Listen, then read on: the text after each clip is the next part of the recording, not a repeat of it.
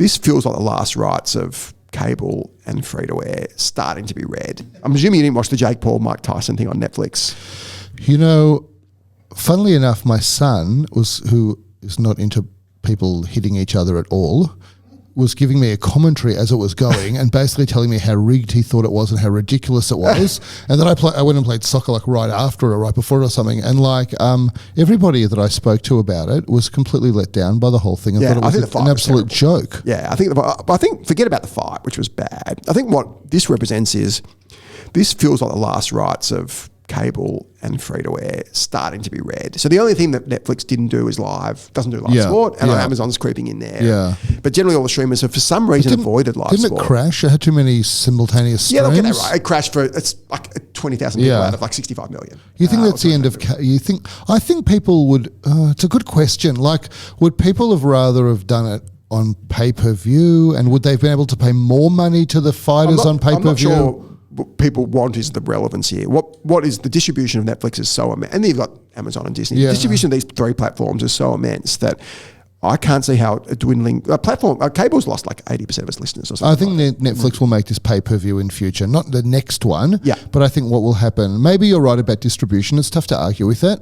But like, I think the idea that Netflix provided this for free is maybe what one might call a bait and switch. Totally. You could more kindly call it a trial. Yeah. But to me, you know, it is astonishing how much money is made by this pay-per-view. Yeah, like it's so lucrative.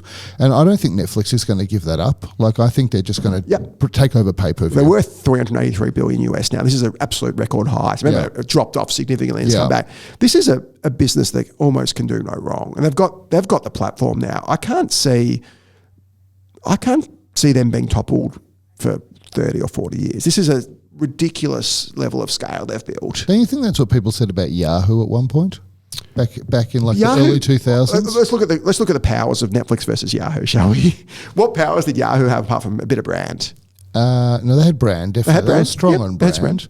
They were the most viewed website at one point. Yeah, they had some problems on powers. They had anything else. They had no corner resource. They had no switching costs, zero switching costs. Yeah. They had really nothing, and they really had no content. Well, they basically just resold other people's content. Maybe I'd argue, given their size, they had this scale advantage of the breadth of content, because the way Yahoo started obviously was curated content. Yep.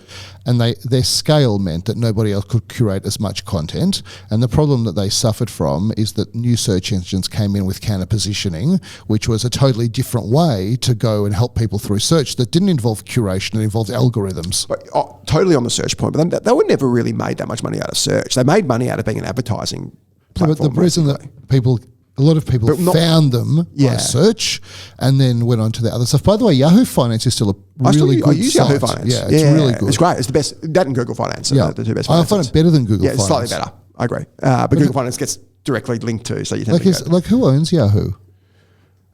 Oh, it's been through a bunch of different hands. Like, it's not public anymore, I think it's private equity owns it. Right. Yeah, I could be wrong. Mark, it looks like it's currently owned by Verizon and Apollo Asset Management. Yeah. Like, I think I lost them 8 owners ago. Like, I just haven't followed them. And remember what Yahoo's biggest asset was, and really what Alibaba? It was. It was worth like 90% of Yahoo was a stake in Alibaba. Yeah. So I think Netflix, the ability to, it's great at making content now, so it's got cornered resource as well as brand as well as scale, which Yahoo never had cornered resource. They basically resold other people's stuff. Well, I don't agree that it's got cornered resource because it has the content that Netflix has. It's unique, but it's completely interchangeable with content on other platforms. It's not a cornered resource. Like, it has. Okay, I think you're going to find mysterious eighth power. It's got I tell you what it's got. It's got real scale. That's what you actually mean. It's got real scale. There's no question it's got scale. That's all it's got. I'm thinking the other. No, I think it's got a bit of that HBO now. I think it's getting that Nintendo HBO. It's got that ability to generate real hits now. Maybe, it didn't have it's before. Still young-ish in the grand scheme of a 100-year-old or 50-year-old business. Like Nintendo, yeah, I think, Nintendo. You just got me saying Nintendo, which gets me too excited. Netflix. Yeah, it does. Look at the glint in his eye. Netflix, it has no switching costs. That's its real problem. No, it's got switching costs. Well, I disagree. It doesn't have zero. People go off the platform, on the platform, off the platform, your bar for switching costs is too high. Like, No, it's not. That's not my problem. My problem. Luxury Escapes Netflix's problem is it has no switching costs. No, Booking.com Luxury Escapes have zero switching costs. Netflix has some switching costs. Wait, I have to press the cancel button. Yes. Oh, come on. Why haven't I switched off it? Well, that's just because you will have nothing to talk about for the first 2 hours of this podcast. Netflix? I've switched off pretty much all streaming services at this stage. You're a bad example, Killen. Oh, God's sakes. You're useless. That's not switching. Sorry. That's the opposite to switching costs. That's low busters switching off. Whereas that is the thing. But thinking about them, I mean, like... Sorry, I pay for YouTube Premium, and we both do, because maybe it's a millennial Gen Z And you switch thing. off that? No, I don't. pay for YouTube Premium. If he just said YouTube Premium is paying for YouTube Premium is a millennial thing, and you still think Netflix is the thing, but I've been paying for YouTube. But I've been paying for YouTube Premium for quite some time. You sit here claiming to be a millennial. How the tables have turned. I think there are more criteria to be a millennial than simply subscribing to YouTube. Otherwise, all these old dudes are subscribing to YouTube Plus and claiming millennials. The breach in the dam wall begins with a little drop of water, right? And so we've just heard the first drop coming. I think there is some switching. I agree. There's not SAP Oracle switching costs. Clearly, people leave.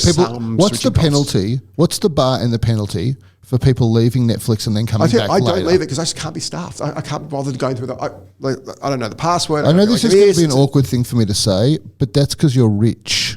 And so, if you weren't, you would be. I certainly don't. I know you don't. You don't have to convince me of that. But but the thing is that people that are thinking, what should I allocate my income on this month?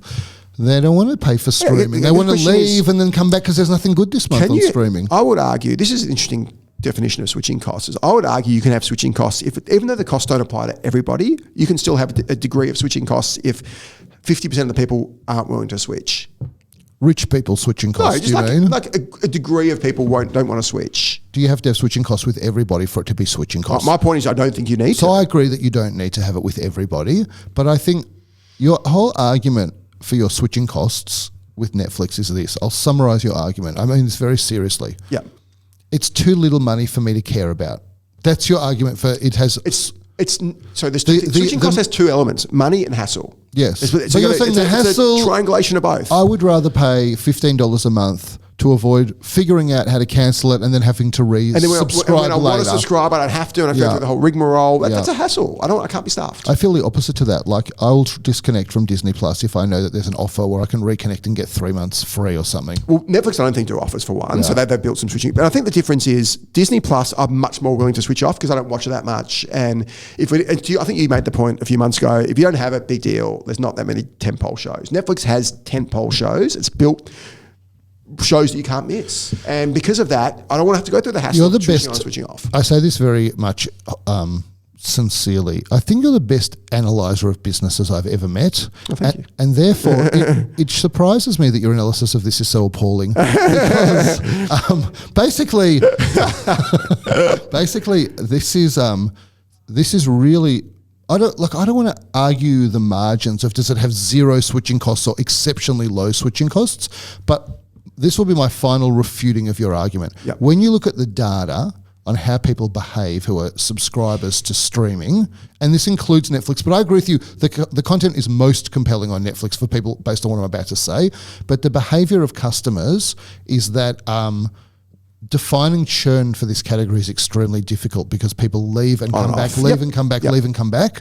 And so I think maybe what I'm really saying is to you in a more honest way is it's fun to just tease you is it's hard to work out what switching costs means in a category like this because somebody that leaves and comes back to Netflix 6 times over the course of the year, they're not really a churned customer. They're just a customer that's engaging in a different way than the ideal way that Netflix would like. And so I don't know what that means for switching costs. I think there's relative switching costs in that way, and that compared to every other form of, obviously cable's got high switching costs. They lock you into 12-month terms, so cable was higher on the pecking order. But compared to Disney, in Australia, Stan, Paramount, all those ones, it's by significantly lower churn than all them. Remember, switching costs is not.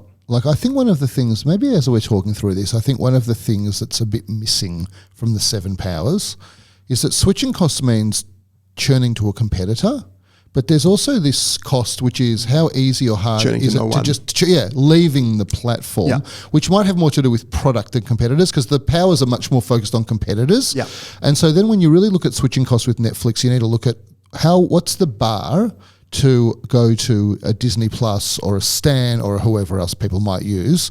And I think that bar is very low. Like, you cancel your Netflix subscription very easily, you sign up to the other one very easily, and what have you lost? So the time cost is low, and what have you lost from doing that? So you can't look at the Netflix content, but almost certainly, because it's mostly Netflix originals now, almost certainly that content will be there when you resubscribe. So what you're missing is maybe the social experience of jointly watching something new, right?